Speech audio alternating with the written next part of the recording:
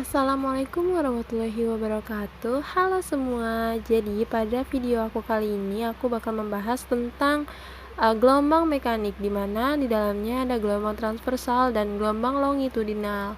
Selain dua itu, aku juga akan membahas rumus-rumusnya serta pembahasan soalnya. Disimak ya. Sebelumnya jangan lupa like, comment, dan subscribe. Oh iya, sebelumnya perkenalkan dulu, nama aku Sri Widiarti dari kelas 12 MIPA 1 SMA N57 Jakarta. Oke, tanpa ditunda lagi, ayo kita bahas materi ini.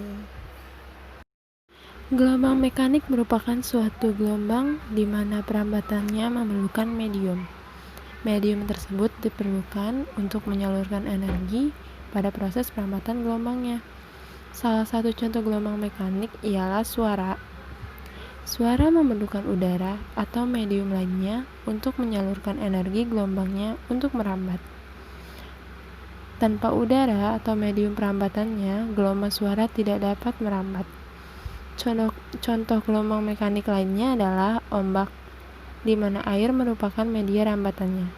Lalu ada gelombang pada tali, dan bahkan gempa bumi juga merupakan fenomena gelombang mekanik di mana dataran sebagai media rambatnya. Berdasarkan arah rambatnya dan arah getarnya, gelombang dibedakan menjadi dua jenis, yaitu gelombang transversal dan gelombang longitudinal. Yang pertama, ada gelombang transversal. Gelombang transversal merupakan jenis gelombang di mana arah rambatnya tegak lurus dengan arah getarnya.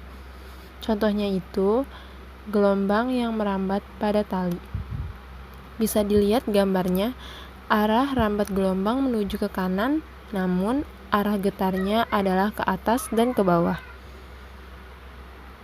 Contoh lainnya adalah gempa bumi di mana dataran atau batuan merupakan mediumnya. Arah getarnya tegak lurus dengan arah rambatnya yang menyebabkan dataran berguncang yang merusak seluruh permukaan di setiap jalur arah rambatannya. Terus ada ombak atau gelombang pada air, juga merupakan salah satu bentuk gelombang transversal. Nah, yang kedua kita akan bahas tentang gelombang longitudinal. Gelombang longitudinal merupakan jenis gelombang di mana arah rambatnya sejajar dengan arah getarnya. Contohnya itu, gelombang yang merambat pada pegas ataupun selingki. Coba perhatikan gambar ini ya. Arah rambat gelombang pada selingki menuju ke kanan, dan arah getarnya ke kanan dan ke kiri. Contoh lainnya ada juga gelombang suara. Gelombang suara mengubah tekanan merapat dan meregang molekul-molekul di udara yang membuatnya bergerak sejajar dengan arah rambatannya. Selain pembahasan gelombang longitudinal dan gelombang transversal, kita juga akan membahas tentang karakteristik-karakteristik yang berkaitan dengan gelombang. Yang pertama itu ada panjang gelombang. Pada gelombang transversal, panjang gelombang merupakan panjang satu siklus gelombang, yakni dari satu puncak ke puncak setelahnya, atau dari satu lembah ke lembah setelahnya. Jika terdapat dua puncak gelombang dan dua lembah, maka panjang gelombangnya adalah 2. Panjang gelombang disebut sebagai lambda, dan satuannya meter.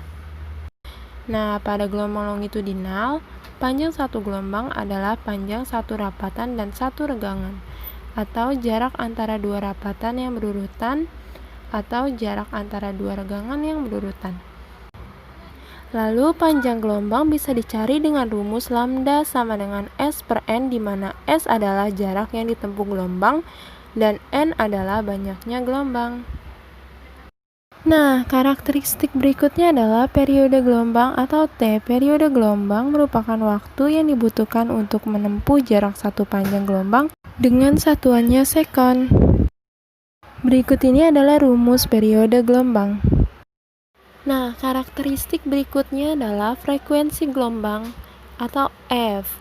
Frekuensi gelombang merupakan jumlah gelombang yang terbentuk tiap detik, atau dapat diartikan sebagai banyaknya satu siklus gelombang penuh yang terbentuk dalam satu detik. Frekuensi gelombang sangat dipengaruhi oleh panjang gelombangnya. Jika panjang gelombangnya kecil, maka frekuensi gelombangnya akan tinggi, dan juga sebaliknya. Jika panjang gelombangnya besar, maka frekuensi gelombangnya akan rendah. Rumusnya yaitu F sama dengan N per T, atau dapat ditulis sebagai berikut. F sama dengan 1 per T, atau T sama dengan 1 per F, di mana T sama dengan periode dan F sama dengan frekuensi. Karakteristik berikutnya adalah cepat rambat gelombang, V. Cepat rambat gelombang merupakan jarak yang ditempuh gelombang tiap detiknya. Secara matematis, persamaannya dapat ditulis dengan panjang gelombang dibagi dengan waktu tempuhnya, atau V sama dengan lambda per T. Atau dapat ditulis juga V sama dengan lambda dikali frekuensi. Atau dapat pula V sama dengan lambda per T. Sekarang kita masuk ke pembahasan soalnya, yaitu contoh soal gelombang mekanik. Contohnya, suatu gelombang transversal merambat dengan sejauh 20 cm dalam waktu 4 detik dan memiliki karakteristik seperti yang diberikan pada gambar di bawah ini. Lihat gambarnya ya. Terus tentukan frekuensi gelombang, panjang gelombang, dan cepat rambatnya. Nah, ayo kita selesaikan soalnya dengan cara dilihat dulu gambarnya. Nah, dalam waktu 4 detik itu kan terbentuk 2 siklus gelombang transversal sehingga dapat T besarnya sama dengan T per N sama dengan 4 per 2 sama dengan 2 second. Nah, dari situ kita bisa nih dapat frekuensinya dengan rumus F sama dengan 1 per T sama dengan 1 per 2 sama dengan 0,5 Hz. Kemudian dari situ juga panjang gelombangnya bisa didapatkan dengan lambda sama dengan S per N sama dengan 20 per 2 sama dengan 10 cm atau sama dengan 0,1 M. Jadi cepat rambat gelombangnya bisa didapat yakni sebesar V sama dengan lambda per F sama dengan 0,1 dikali 0,5 sama dengan 0,05 meter per second. Nah, dari materi yang udah aku sampaikan, semoga bermanfaat. Mohon maaf atas kekurangan-kekurangan yang ada, dan wassalamualaikum warahmatullahi wabarakatuh.